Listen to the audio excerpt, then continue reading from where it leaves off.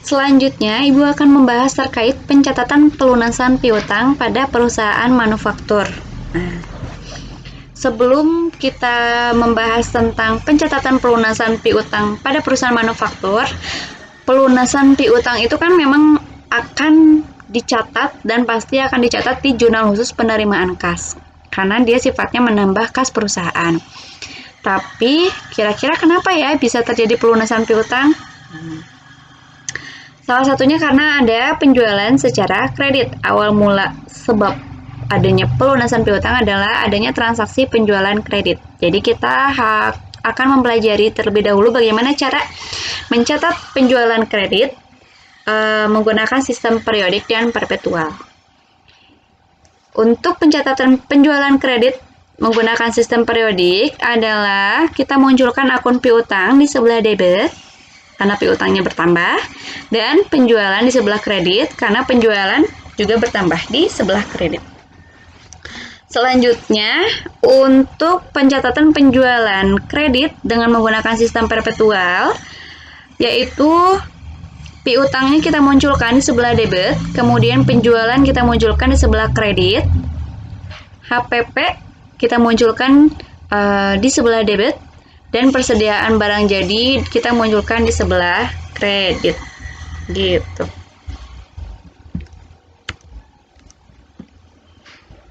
Oke, supaya lebih paham lagi, Ibu akan paparkan soal dan nanti kita akan aplikasikan bagaimana cara mencatatnya.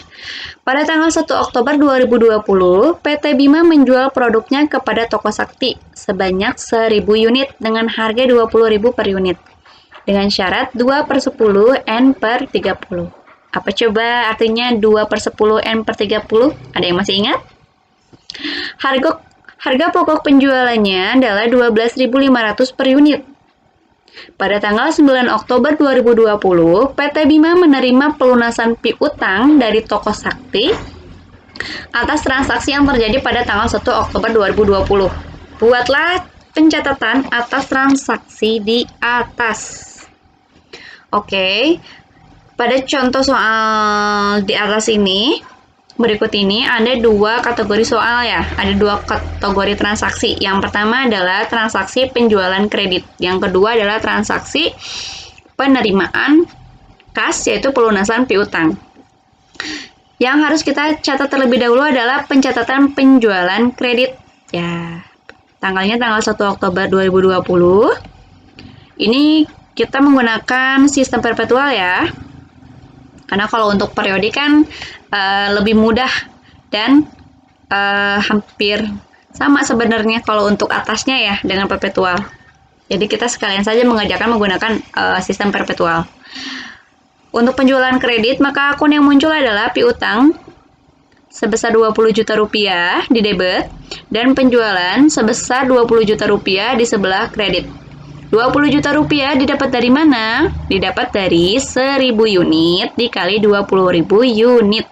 Nah, kemudian ada akun tambahan lainnya yaitu HPP yang kita munculkan di sebelah debit. Nilainya 12.500.000 rupiah. Dan persediaan barang jadi di sebelah kredit nilainya 12.500.000 rupiah. Didapat dari mana? Didapat dari 1000 unit kali 12.500 unit. Itu untuk pencatatan penjualan kredit. Nah, sekarang kita akan mencatat bagaimana cara atau jurnal ketika ada pelunasan piutang. Kan toko sakti itu ngutangnya. Iya yang benar ngutangnya tanggal 1 Oktober 2020. Kemudian bayarnya tanggal 9 Oktober nih ke PT Bima. Berarti kira-kira toko sakti mendapatkan potongan penjualan tidak dari PT Bima? Coba dihitung dari tanggal 1 Oktober sampai 9 Oktober jumlahnya lebih dari 10 hari atau 9 hari. Nah, berikut adalah jurnalnya. Jika kalian sudah menghitung jumlah harinya kurang atau lebih dari 10 hari, karena pelunasan piutangnya tanggal 9 Oktober, maka di jurnal umumnya kita tulis 9 Oktober 2020. Kemudian kas yang diterima oleh PT Bima adalah 18 juta rupiah. Kita tulis di sebelah debit. Kemudian ada potongan penjualan di sebelah debit sebesar 2 juta rupiah. Kenapa nih ada potongan penjualan? Ternyata dari tanggal 1 Oktober sampai 9 Oktober itu jumlahnya kurang dari 10 hari. Otomatis toko sakti mendapatkan potongan penjualan sebesar 2% dari total penjualan secara kredit, yaitu 20 juta. Berarti 20 juta kali 2% hasilnya 2 juta. Dan piutang di sebelah kredit sebesar 20 juta rupiah karena total piutangnya adalah 20 juta rupiah ya. Gitu. Seperti itu. Coba kita mau lihat bagaimana kalau si jurnal umum ini kita tuangkan di jurnal khusus penerimaan kas. Oke, ini mohon maaf ini salah judul, harusnya jurnal penerimaan kas. Tapi coba kalian amati, ada kekeliruan nggak pada jurnal ini, pada jurnal penerimaan kas ini? Kira-kira Ibu salah masukin akun? Salah masukin angka? Coba kalian perhatikan dengan seksama ya, nanti kita sharing. Kira-kira salahnya di mana? Ini untuk jurnal penerimaan kas, selanjutnya untuk jurnal penjualan. Nah, ini untuk jurnal penjualan. Silakan diperhatikan dengan seksama pula. Kira-kira sudah matching belum? Sudah sama belum dengan jurnal umum yang sudah tadi kita buat? Tanggalnya tanggal 1 Oktober. Nomor fakturnya karena di soal tidak dicantumkan juga berarti tidak dicantumkan di jurnal penjualan. Keterangannya karena yang karena PT Bima menjual ke toko sakti berarti keterangannya nama toko sakti. Syarat penjualannya 2/10 N/30 sama seperti yang sudah dibahas di soal. Kemudian di piutang dagang ada 20 juta rupiah nominalnya dan HPP juga 12.500.000 rupiah. Dan di kredit ada penjualan sebesar 20 juta rupiah dan persediaan barang dagangan atau barang jadi 12.500.000 rupiah juga. Jumlahnya sama, seimbang. Kira-kira menurut kalian jurnal penjualan ini sudah benar atau belum ya?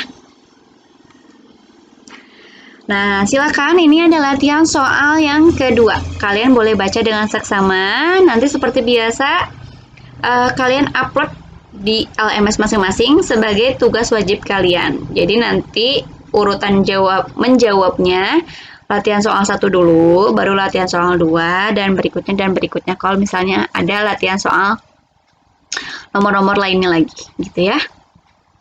Silakan boleh dibaca dengan seksama terlebih dahulu. Nah, selanjutnya Ibu akan membahas materi terakhir yaitu terkait pencatatan penerimaan kas lain-lain. Jadi, penerimaan kas itu tidak hanya seputar transaksi pelunasan piutang saja. Ternyata pelunasan piutang barang dagang saja atau penjualan saja. Ternyata ketika ada karyawan yang meminjam uang kepada perusahaan, kemudian melunasi hutangnya kepada perusahaan, itu akan dicatat di jurnal penerimaan kas juga. Contohnya seperti ini ya. Pada tanggal 1 Juni 2020, PT Maharani menerima pelunasan piutang dari karyawannya sebesar Rp6.500.000. Silahkan buat jurnal umum dan jurnal khusus atas transaksi di atas. Oke, di sini dicatat jurnalnya, jurnal penjualan kredit masuknya ke penjualan kredit, yaitu kas, kita munculkan kas sebesar Rp6.500.000 dan piutang karyawan sebesar Rp6.500.000.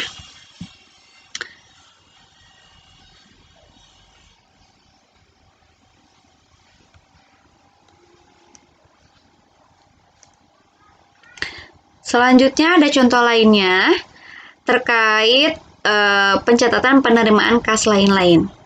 Pada tanggal 18 Juni 2020, PT Maharani menjual kendaraan perusahaan seharga Rp90 juta.